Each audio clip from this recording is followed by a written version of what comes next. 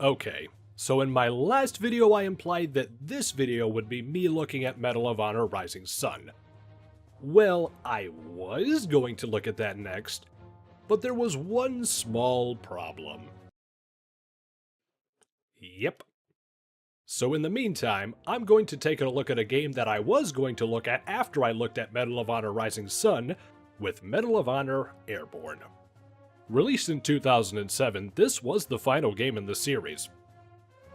The final game in the series. This game was a little different.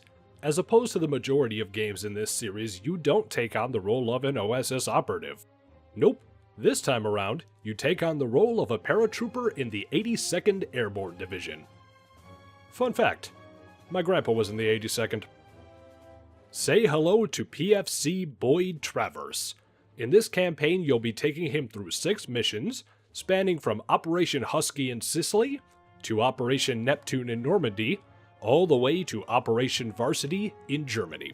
Probably the coolest part of this game is the fact that you parachute into each mission and can land virtually anywhere, including right in front of enemies.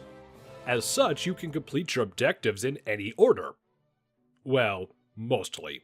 In each mission, the first half will have you dropping in, but the latter half is always linear. As you land, you can also achieve different types of landings, ranging from a greased landing, which will let you fire immediately, to a botch landing, which will leave you vulnerable for multiple precious seconds. This game also features a basic but interesting weapon upgrade system. The more kills you get with a certain weapon, along with the efficiency of those kills, will upgrade it up to 3 times, ranging from increased clip sizes to added scopes. Although you can't remove these upgrades, and the reflex scope on the STG-44 is absolutely horrible. While this is absolutely nothing special, another thing I did find interesting was the loading screens letting you know the type of enemy that you'd be facing in each upcoming mission, along with their loadout. And interestingly, the challenge makes sense from a historical standpoint as well. Beginning with Italian troops with just a rifle and not much else, to the war-hardened German troops who had been fighting since the beginning of the war. Overall, the campaign should take around 6 hours, maybe longer if you struggle at one specific bridge for over an hour like I did. Just let me cross. Please.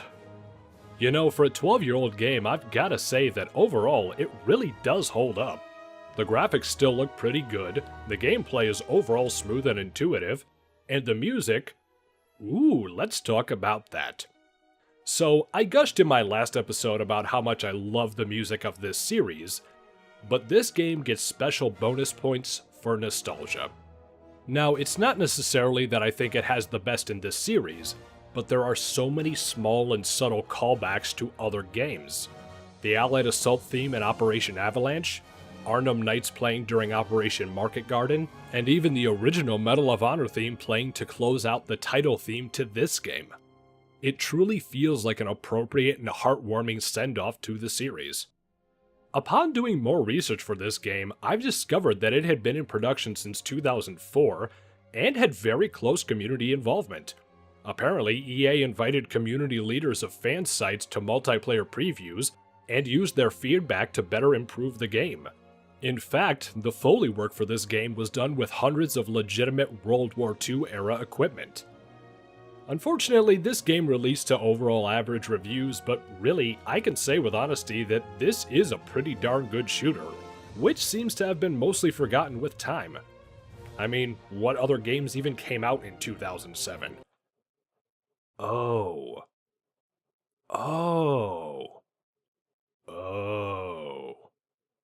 Oh. Oh. Oh. Oh.